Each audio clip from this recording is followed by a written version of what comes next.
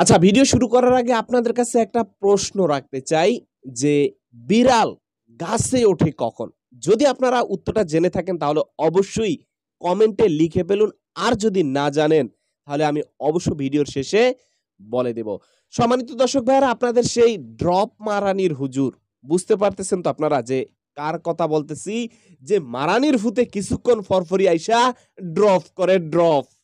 সম্মানিত দর্শক ভাইয়েরা, ইতিমধ্যে মানি গাছে উইঠা গেছে। কিন্তু কম গুতানিতে মনে হয় না যে গাছে উঠছে। এলাকার পোলাপাইন যখন দৌড়ানি মারছে, তখন কিন্তু কাম হয়ে গেছে। তার থেকে ভিডিওর সামান্য একটু অংশ দেখেন, তাহলে বিষয়টি বুঝতে পারবেন। তবে হেদায়াত কিন্তু একমাত্র আল্লাহ তাআলার হাতে। যেহেতু সে দিন শেষে আইসা আপনাদের সকলের কাছে ক্ষমা চাইছে, অবশ্য সে ক্ষমা পাওয়ার যোগ্য। একটু ভিডিওর অংশ দেখেন। তো যাই হোক, হয়তোবা আমার দুর্বলতার কারণে আমি ভালোভাবে বোঝাতে পারিনি। সব মিলিয়ে আমি আমার অতীতের যত কর্মকাণ্ডে আপনাদেরকে কষ্ট দিয়েছে সবগুলোর জন্য আমি লজ্জিত এবং অনুতপ্ত।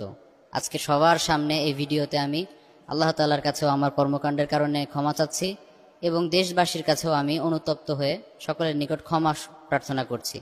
আশা করি আমার এই বিষয়গুলো আপনারা ক্ষমা সুন্দর দৃষ্টিতে দেখবেন এবং আপনাদের এই ভাইয়ের জন্য দোয়া করবেন। আমি যেন ভবিষ্যতে ভালো কিছু আপনাদেরকে কোরআন সুন্নাহ থেকে প্রোভাইড করতে পারি ইনশাআল্লাহ। দর্শক, নিশ্চয়ই ভিডিওর সামান্যতম কিছু অংশ দেখলেন। তবে দিন শেষে যেহেতু সে ক্ষমা চাইছে, তাহলে অবশ্যই আমাদের সকলের ক্ষমা করে দেওয়া উচিত। যেহেতু এখানে তার ভুলটা বুঝতে পারছে। সম্মানিত দর্শক ভাইরা, এ হচ্ছে আপনাদের ড্রপ হুজুরের মূল কাহিনী আর মূল বিষয়। তবে আমরা তাকে মাফ করে দেব। আল্লাহ তাআলাও তাকে মাফ করে দেন। এটাই হচ্ছে মূল বিষয়। দেখেন, একটা মানুষ যখন ভুল করার পরে ক্ষমা চায়, তাকে অবশ্যই ক্ষমা দৃষ্টিতে দেখা উচিত।